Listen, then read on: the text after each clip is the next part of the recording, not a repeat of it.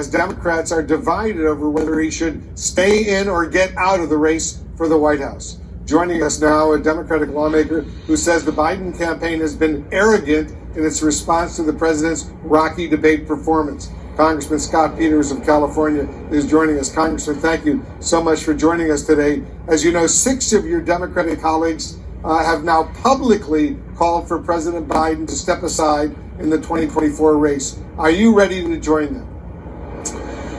Well, I mean, we're at a critical time, Wolf. We don't have a lot of time left. I just want to start by saying that President Biden is one of the finest people I've met in politics.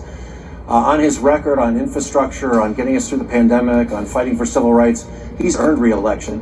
The problem is the polls aren't going that way, and we were in trouble before that debate.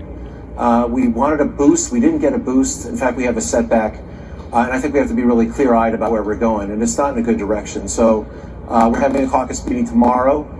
I'd love to hear from the campaign about what their response is, what their plan is to win this election and turn things around, particularly in those swing states.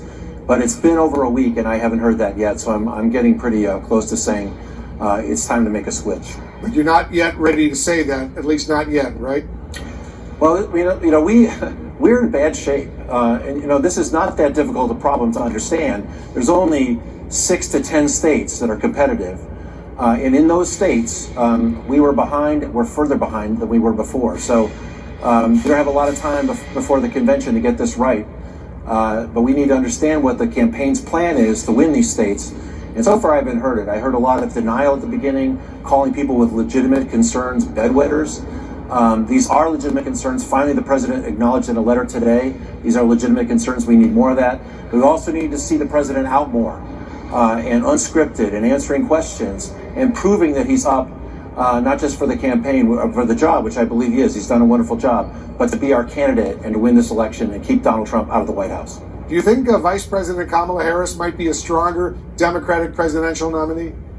I think we have a deep bench. We have a lot of potential nominees. As a Californian, I'm partial to Vice President.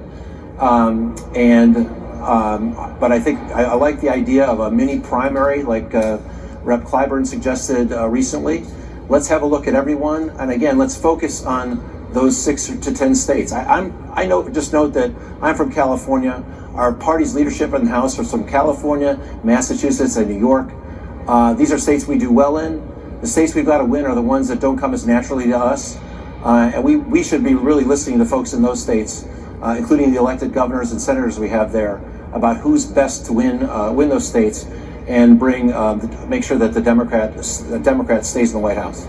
Just 6 of your Democratic colleagues in the House have said publicly so far he should drop out of this contest right now. But what is your sense of how widespread these concerns are about the president in your Democratic caucus?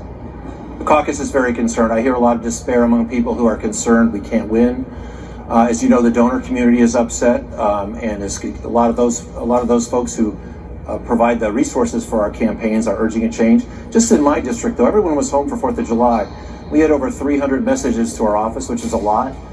It was 10 to 1 requesting that we stand up and ask President Biden to step down in favor of a candidate who will better be able to explain the good record that we have, the plans we have that are for the country, lead the country forward, and the danger that Donald Trump represents to this country. So there's a lot of concern from all corners.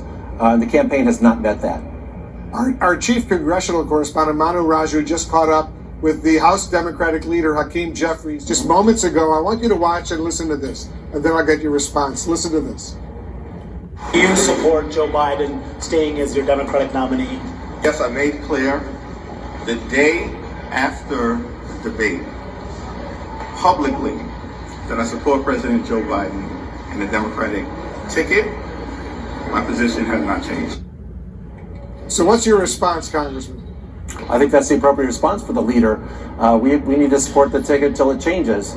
But he's also, I give the leader credit for reaching out to members of the caucus and making sure he hears from us. We're going to do that tomorrow. I hope tomorrow we have a clearer picture of where people really are.